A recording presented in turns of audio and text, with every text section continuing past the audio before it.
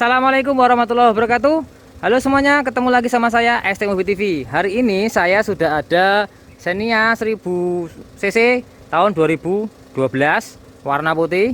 Dan ini kesini karena posisinya lampu indikator olinya menyala terus ketika berjalan, kemudian suara mesin jadi kasar. Sebenarnya ketika lampu oli itu indikatornya menyala dan terdapat suara kasar, jangan dilanjutkan. Jadi mohon langsung berhenti, cari bengkel terdekat. Jadi kasusnya seperti itu. Jadi kalau pas ini kebetulan sudah saya perbaiki ya. Ini sudah diperbaiki lampu olinya ini. Terus lampu mesin kita coba hidupkan. Nah, hampir berbarengan sih. Kalau posisi pagi lampu olinya lebih telat matinya dibandingkan lampu mesinnya. Jadi mobil ini indikator pertama itu nyala terus walaupun buat jalan. Terus akhirnya saya vonis kerusakan di pompa oli, kemudian saya bongkar, ternyata kerusakannya olinya nggak memompa karena salurannya buntu semua akibat ada banyak kotorannya dari oli yang berkerak. Jadi olinya tuh apa ya, banyak koyo lumpur. Jadi seperti lumpur itu banyak banget nutupin salurannya, strainernya itu tertutup, akhirnya nggak bisa mompa karena saluran utamanya yang strainer di dalam karter olinya itu tertutup lumpur semua.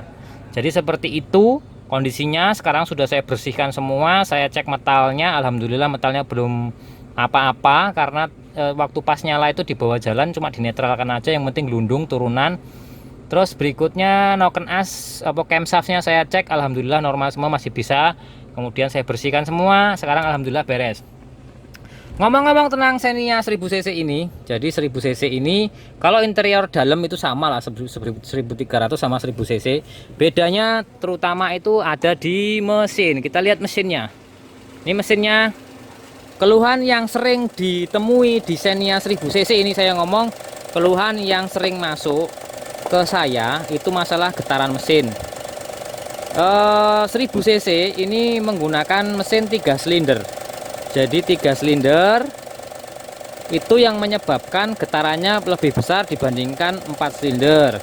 Karena secara tekniknya itu kalau semakin banyak silinder mesinnya, umpamanya 6 silinder, 8 silinder, itu otomatis goyangan mesinnya itu akan semakin halus. Semakin dikit maka dia akan semakin besar goyangan silindernya, mesinnya ya. Jadi goyangan getaran mesinnya itu semakin besar. Karena ini 3 silinder, getaran mesinnya semakin besar, mengakibatkan karet mesin, karet engine mounting yang sini cepat keras, cepat mati. Sana juga kanan kiri karet mesinnya cepat bermasalah. Terus berikutnya karena getar seperti ini karet yang di sini ini cepat habis. Kalau udah habis tambah kotok-kotok ya, sini kotok gitu ininya, covernya ini. Terus berikutnya mesin 3 silinder ini masih menggunakan timing bell, kemudian pan belnya 2. Kalau yang belum, yang seperti ini belum di bawah 2000 berapa ya, pokoknya model yang agak lama, walaupun sudah VVTi, dia pakai pompa power steering. Kalau yang ini sudah pakai EPS. Ini kan model sing sudah berubah lah modelnya, sudah 2012. Nah ini pakainya EPS, jadi nggak pakai power steering, pakai oli. Jadi cuma fan belnya untuk AC dan untuk pompa air sama dinamo alternator atau dinamo ngisi. Terus sekarang saya akan bantu jenengan untuk mesin ini. Sebenarnya ditanjakan roso gitu kuat lah, karena dia 3 silinder, momennya besar. Kenapa? Makanya sekarang untuk mobil-mobil yang 1000 cc rata-rata kebanyakan pakai 3 silinder. Enggak cuma Xenia aja yang 1000 cc pakai 3 silinder, tapi juga untuk kendaraan yang lain. Contohnya Agya, Ayla yang 1000 cc itu pasti 3 silinder. Kemudian Datsun Go yang 1200 malah itu ya, itu 3 silinder. Kemudian Nissan Mark yang 1200 itu juga sama 3 silinder. Kalau Nissan Mark yang terbaru yang 1500 itu pakai mesinnya Grand Livina, itu 4 silinder. Jadi seperti itu, kebanyakan mobil-mobil sekarang yang 1000 cc itu pakai 3 silinder karena ngejar momennya itu biar dapat. Mesin ini kalau untuk angkatan bagus, tapi kalau untuk high RPM atau RPM tinggi ya cuma gerung-gerung tok, larinya kurang. Karena dia karakternya itu RPM bawah. jadi nyendalnya enak. Tapi kalau gas yo 3000 ke atas wis apa nggak ada ininya, nggak ada larinya, cuman gerung-gerung aja. Seperti itu karakternya ini, buat tanjakan lebih enak. Jadi RPM rendah pun di gas masih ngangkat seperti itu. Ini perbaikannya sudah selesai. Pompa olinya saya bersihkan, nggak saya ganti karena saya cek masih bagus, cuma kotor-kotor semuanya. Jadi posisinya saya perbaiki, saya bersihkan semua pakai thinner, sudah bersih semua, saya ganti sil-silnya.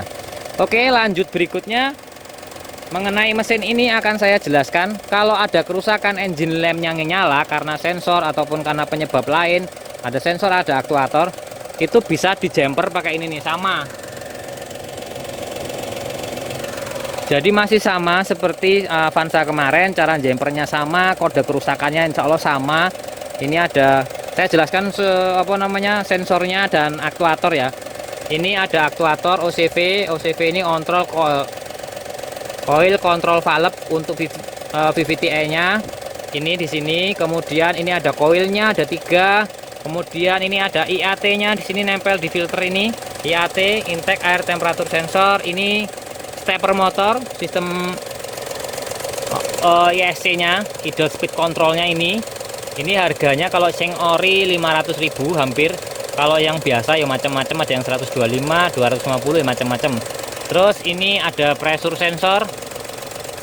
Ini ya dia mengukur tekanan di intake manifold. Kemudian di samping ini ada TPS, throttle position sensor. Kemudian yang sering digigit tikus itu yang di bawah itu, di atas starter, di kolong.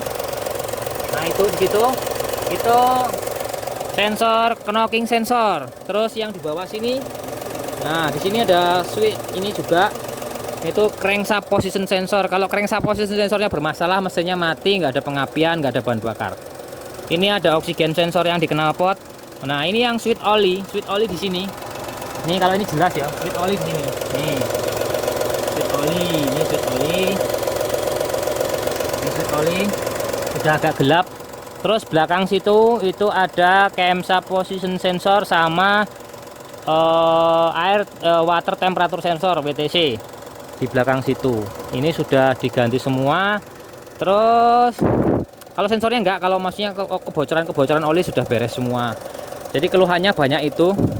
Terus plat koplingnya itu biasanya karena getarannya kencang seperti ini, kalau makainya nggak pinter, biasanya pegas di plat koplingnya itu patah, akhirnya nyelip, akhirnya nggak bisa masuk gigi. Seperti itu kondisinya untuk Xenia 1000 cc ini. Dan ini tinggal ngetes, 1 hari saya tes, saya pastikan tidak ada kendala lagi. Setelah nggak ada, besok bisa saya antar ke pemiliknya. Dan untuk indikator-indikator yang lain seperti speed sensornya ada di speedometer ya ini ya. Jadi kalau speedometernya nggak jalan, ketika kita lari 100 km per jam, engine lampnya akan nyala karena indikator speed sensornya nggak nyala.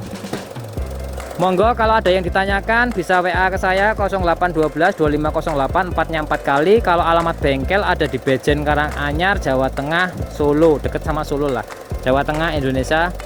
Yos kayak gitu. Terima kasih yang sudah nonton sampai selesai. Terima kasih semuanya. Dan kalau ada pertanyaan monggo silahkan komen, nanti bisa saya jawab. Kalau ini bannya sudah nggak standar, ini agak berat biasanya karena ini 1000 cc. Maksimal sebenarnya pakai ring 14. Kalau pengen naik jangan terlalu besar, nanti ada suara ngruk gitu kalau oper giginya terlalu lambat. Jadi kalau RPM rendah itu ada grok gitu. Kalau mesin sing 1000 cc Xenia-nya seperti itu. Kelemahannya bukan kelemahan sih, kekurangannya lah gitu. Terus dia ini nggak single blower, aslinya single blower ya. Ini tipenya apa ya? Aku lupa ya tipenya. Xenia nggak ada ininya, nggak ada tipenya dia. Tapi bukan standar ini ya. Ini sudah pakai power window. Cuman electric mirrornya belum. Terima kasih semuanya. Saya akhiri, wassalamualaikum warahmatullahi wabarakatuh. Terima kasih sudah like videonya. Tolong di like videonya.